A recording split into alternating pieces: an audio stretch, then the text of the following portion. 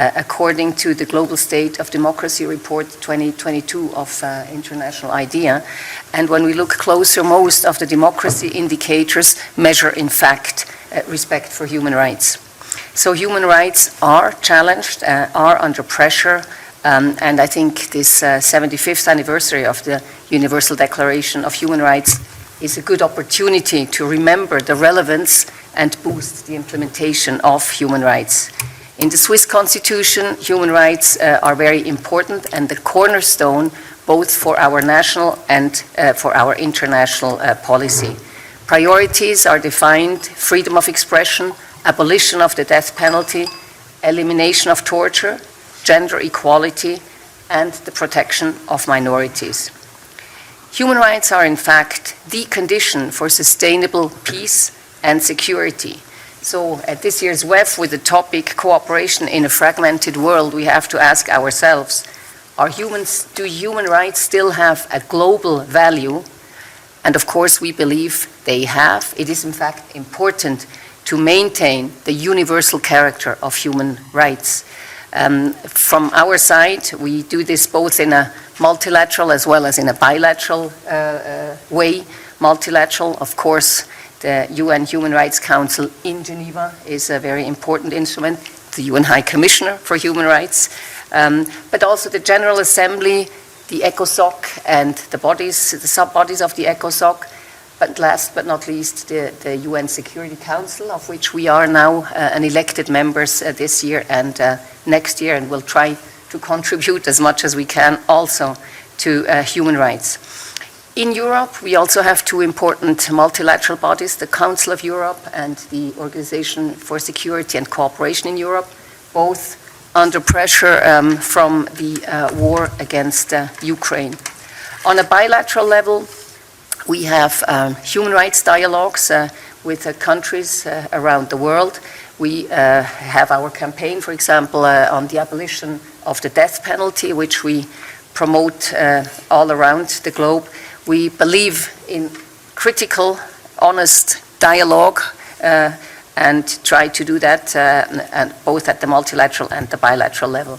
In our bilateral cooperation also, we have mainstreamed human rights into all of our programs, and we combine that with measures to improve transparency and democratic processes. A last point, we are now going for our fourth Universal Periodic Review for human rights at the Human Rights Council next week. We believe this is a very important instrument amongst peers, a good opportunity to present also in a self-critical way the situation in each country and exchange among countries. What can we do better? So I think taking stock after 75 years is really, it's an important moment to try and give a new boost to human rights, and Switzerland is certainly part of this. Thank you very much, State Secretary, and thank you for being part of hosting us here in Davos. We have three panelists, in addition to the Secretary, who are going to brief us this morning.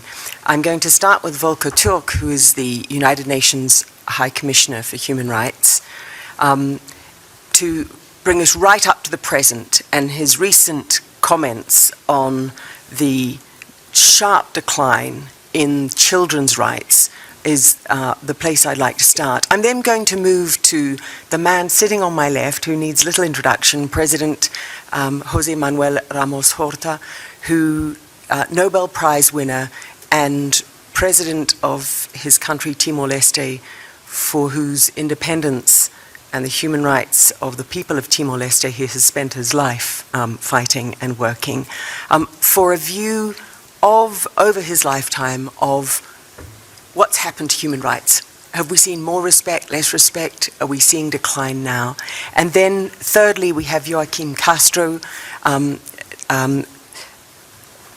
serving his sixth term in the United States Congress, previously chair of the House Foreign Affairs Subcommittee on International Development, International Organizations, and so forth, a committee that's now been abolished by the new Republican majority in the House, and Congressman Castro is serving as a ranking member on the Western Hemisphere Subcommittee.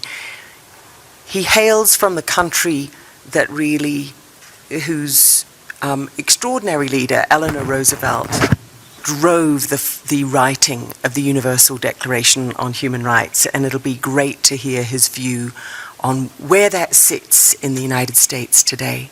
So that's the agenda today. Let me ask you, the audience, did any of you bring a burning question this morning that you really hoped would be answered? Yes.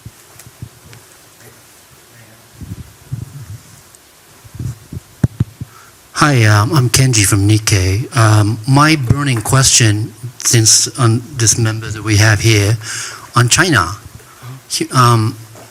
I was kind of surprised that you said that you were asking Mr. Turk to start out with the children's rights. That's very important, but at the same time, I thought human rights situation in China, where the economic cloud has been getting bigger and bigger, and that is actually affecting the other countries' decision on whatever voting that's been done or whatever decision making that be done in terms of China's situation. So, if anyone or all of you could comment on how to deal with China's human rights issue, namely like Xinjiang, Tibet, and all sorts of other, and also a lot of journalists are being detained for a long time. Yeah, great, thank you. Point made. China, I'm putting it on the agenda, and we've got one other question, and then I'd like to come to the panel. Sorry, I just wanted quick fire questions. I think we know what's in the public domain in terms of human rights. What we don't know, it's what we don't know, as in what you know about human rights and what's not in the public domain, so that we know what causes to fight for. That would be really helpful. Mandeep Rai, author of The Values Compass, BBC. Thank you. Thank you very much. What's not in the public domain? Well, we'll get to both of those, but I would like to start by inviting Volker Turk to explain to us the sharp decline in respect for children's rights, and I guess to open up a couple of these questions, should this, in your view, be our priority concern at this moment? Well, first of all, it's great that we have a panel at the WEF on the occasion of the 75th anniversary of the Universal Declaration of Human Rights, and you mentioned Eleanor Roosevelt, because Eleanor Roosevelt was actually chairing the commission that drafted the Universal Declaration of Human Rights. And it's interesting because we sometimes forget, and it's one of the things that you have mentioned, there is this artificial dichotomy between civil, political, economic, social, and cultural rights. Well, actually, the Universal Declaration of Human Rights certainly did not take that view. It integrated all of these rights and made them universal. And Eleanor Roosevelt, it's really one of her legacies. She was the one fighting very hard that economic, social rights are included in the Universal Declaration of Human Rights, and I think sometimes that gets forgotten.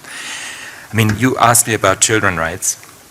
I don't want to come up with the litany of concerns that we have in the current environment, but I would like to mention just a couple of trends.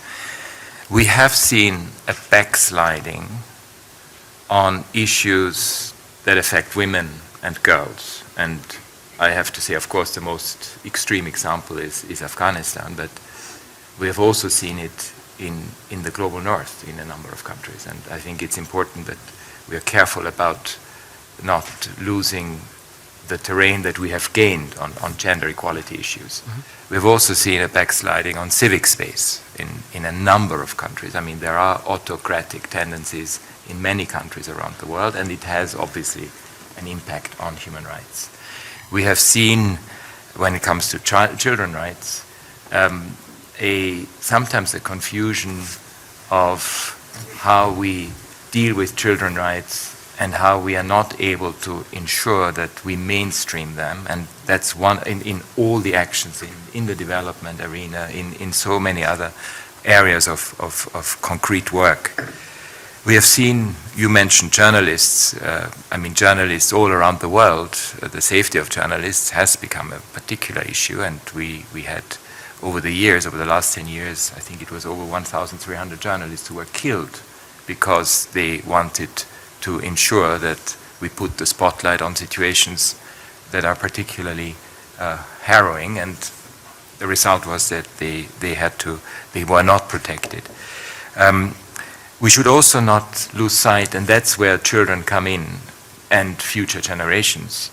One of the biggest concerns that Generation Z has is actually climate and environment and human rights. And there is a very strong interconnection because the way we deal with climate change, the environmental degradation, has immediate repercussions on on the exercise of each and every human right. So I think it's important to bear that in mind. And let me just say one thing at the end, because we often see human rights as doom and gloom. Let's not forget, and we have the president of Timor-Leste, that human rights has been an inspiring force, has energized people, has motivated people. Some of the big social transformations that have taken place in today's world are because of human rights. They go into feminism, LGBTI issues of environmental decolonization, anti-apartheid. So let's not forget that human rights are an incredibly positive force for social change and areas that all concern us. And High Commissioner, in the face of the decline that you've just described across the world, what is the way, what's your strategy for strengthening human rights at this time, including in individual countries, whether it's China or elsewhere? What's the strategy? So, I mean, we will use this anniversary year as an important launching pad, first of all, to galvanize and to go back to some of the basics on the human rights issues. Because we have seen, even on torture, for example, let's not forget 9/11, torture, sacrosanct, was even questioned. So we have to re-own, and I think it's also a dialogue with young people and with future, and with children in particular, make sure that they understand that this human rights framework is there to work for them, to make sure that they understand that this is something that they can embrace and fight for. And I hope that we can actually have a really galvanizing impact on every country around the world to ensure that young people and children really understand their rights. That's one. The other thing is, of course, you know, both its advocacy, and I think the journalists and media play an incredibly important role, because we need to put the spotlight on those forgotten crises. I mean, Haiti is one. I mean, we sometimes talk about certain situations. We don't talk about enough about with other situations that, frankly, have lost the limelight. So we need to make sure that they remain of concern. And last question, how do you deal with the pointing the finger issue, right? I mean, it's more comfortable for all of us to see human rights abuses in other countries. Right. The United Nations is trying to bring all governments along. How do you deal with that? And this is what my mandate says that I was given by the General Assembly. It's very clear about it. My responsibility is to ensure that we report on human rights violations, but at the same time, and that's where the dilemma comes in, that we engage with governments at the diplomatic level, because we are not a non-governmental organization. We are an intergovernmental organization. We have a whole machinery that works for us. So we have to use every possible tool available in order to advance the human rights cause. And that includes public advocacy, it includes putting the spotlight on certain situations, but it also includes negotiations behind the scenes. Thank you so much. Let me turn to President Ramos Horta. You've been fighting for human rights for decades. What's your take on where we sit here, January 2023? Are you worried that some of the human rights beliefs, foundations, the role of the United Nations that you've relied on in your career is declining, or is that too pessimistic?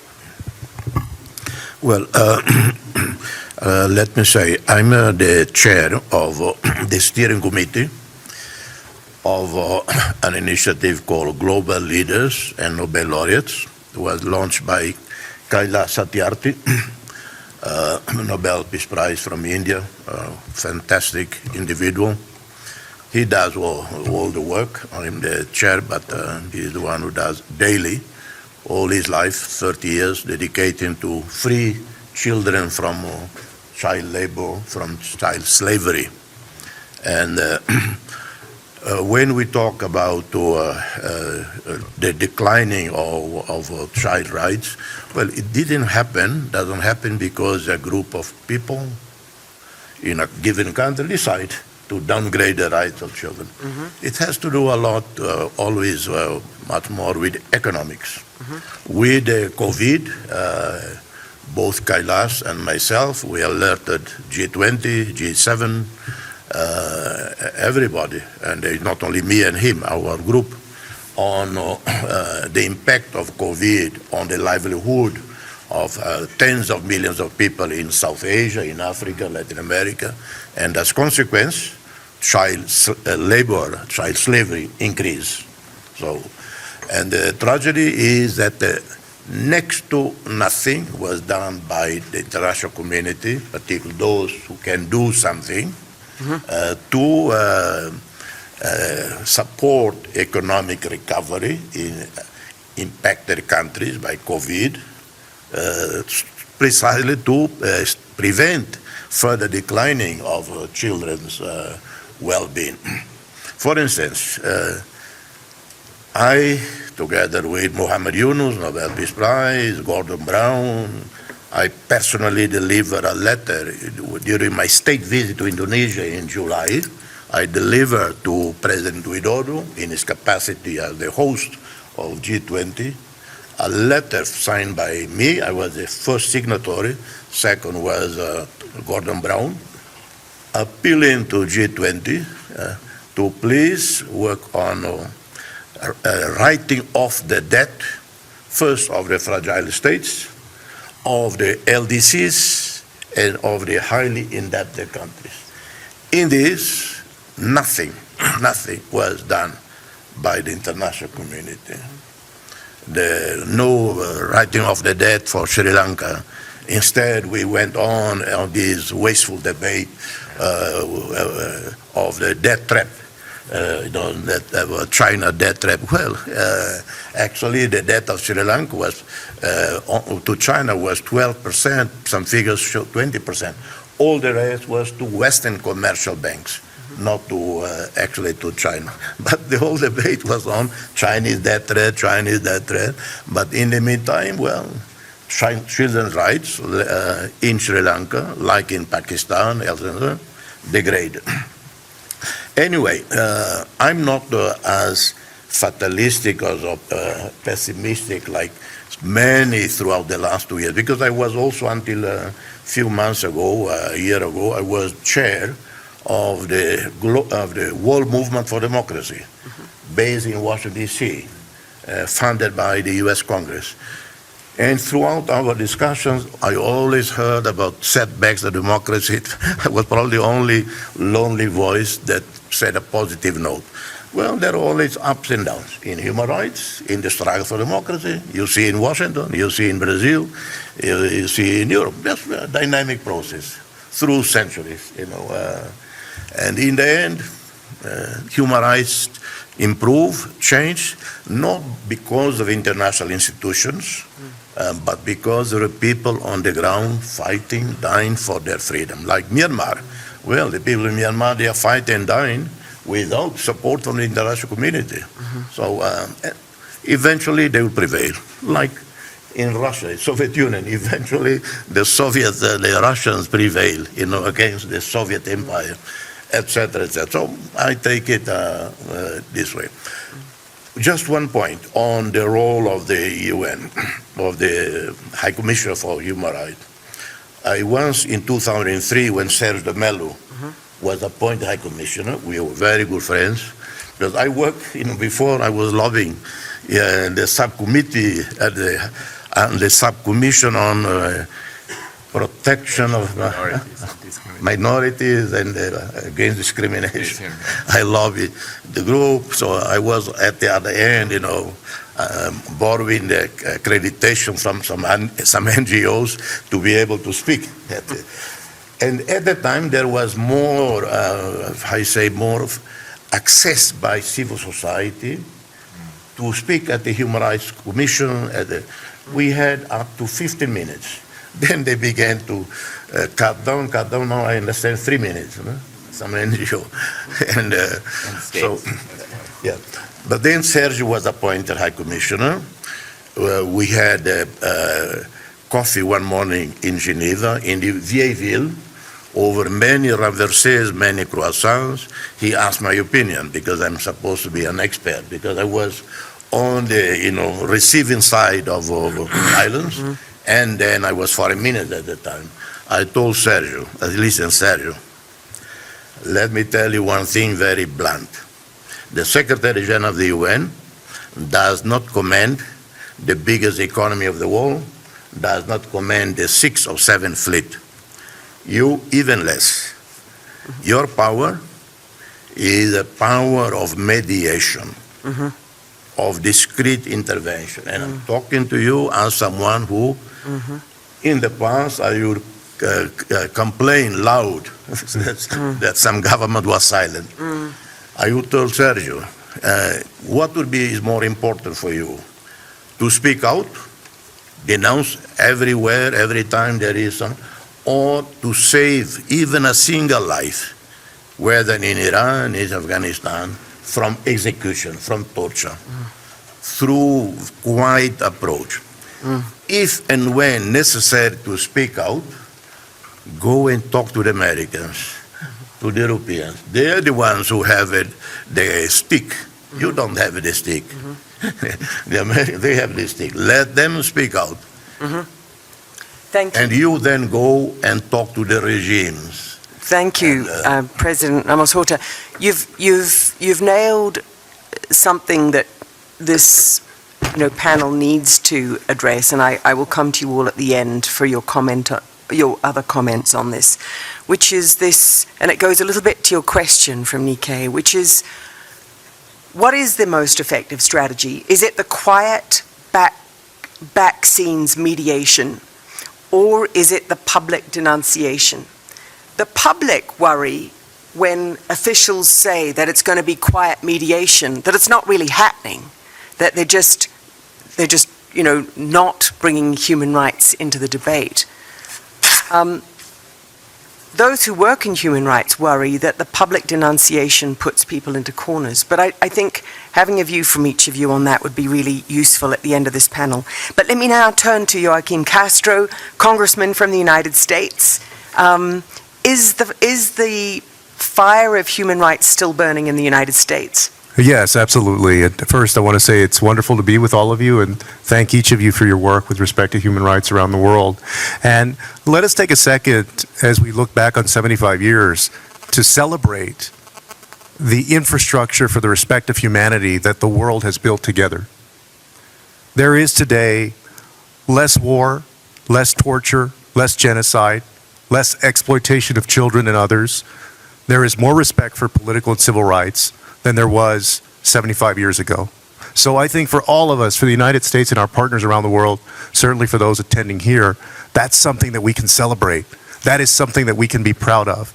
That is something that we should mark. I do have concerns about the present and the future. I know others on the panel have spoken about some of those concerns. I want to speak to one because our time is short. And what I see in my role in the United States, China as a nation, and its own companies and entrepreneurs are on the cutting edge of technology. Technology today has an incredible impact on respect or disrespect for human rights, and will have a growing impact on human rights in the future. Technology can be both beneficial to respecting human rights and also detrimental. If you think about it, there has been a fundamental change in how all of us relate to ourselves, to each other, and to the world over the past 15 to 20 years or so. And again, it is in large part due to some of the companies that are present at this conference. All of us today, I'm sure, are carrying a cell phone. We are all within 5 seconds of pulling out that cell phone, social documentarians of the world around us. So there is an instant ability for many people, if not most people around the world, to immediately document what they're seeing around them.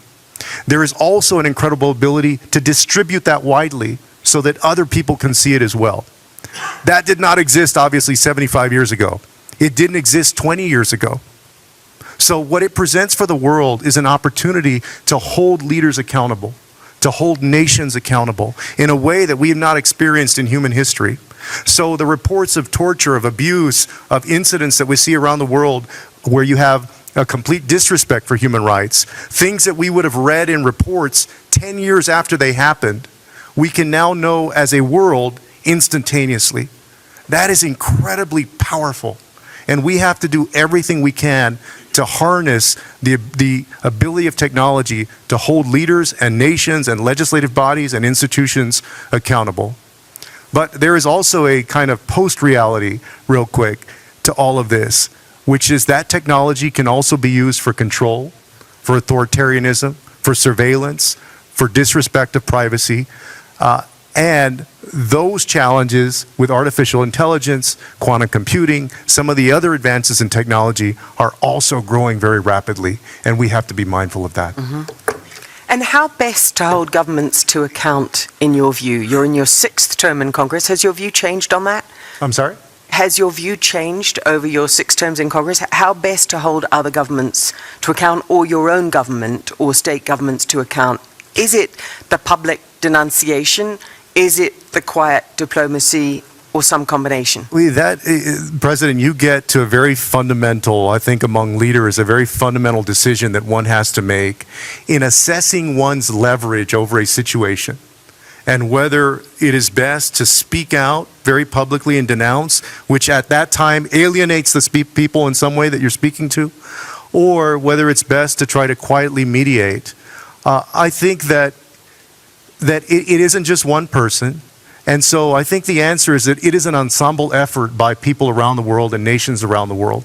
I think, quite honestly, it's the role of some people to be very vocal and to speak out. But it's also the role of others, as the President mentioned, to step in behind the scenes and say, hey, how can we work this out? What can be done? So I don't know that there's a single answer. It depends on the institution. It depends on the leverage that they have over the situation, quite frankly. Last word to the High Commissioner on this. Well, do you need people fighting on the ground and yelling and denouncing so that you can go and mediate? You do. But I don't believe in a binary view of the world. I think we need all tools available to us in order to advance the human rights cause. And it includes presence on the ground, it includes operational engagement, it includes concrete actions to actually make a difference in people's lives. It includes speaking out publicly. It includes quiet diplomatic negotiations behind the scenes. So I think we need all tools at our disposal. Thank you so much. With 30 seconds to go, is there a question from the audience? Yeah. It's great to see this panel today, and thank you for your comments. My question is whether you think human rights is being addressed adequately in the Davos agenda generally for the next few days. And if not, what should be on the agenda for next year to really ensure that human rights is not just one event, but is much more mainstreamed in the discussions by banks, investors, and companies? 2 words from each of you, starting with Joachim.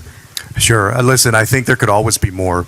And quite honestly, I haven't looked at the full roster of programs and sessions, but I think it's absolutely important because of, particularly here, because of the interface of the companies that are on the cutting edge of that technology that I mentioned, and the need to respect human rights. It should be discussed as much as possible here. Great. High Commissioner? Look, for the future of business, human rights has to be part and parcel of it. There's absolutely no doubt about that. So the more we can discuss it, including with the private sector, the better it is. State Secretary? Well, I couldn't agree more on what has just been said. I think human rights is a cross-cutting issue, is very important, and has more and more also reached the private sector. So companies are also aware there is more readiness to talk about human rights. So I think this is certainly a good place to address it. And let me turn to our President and Nobel Prize winner. Last word.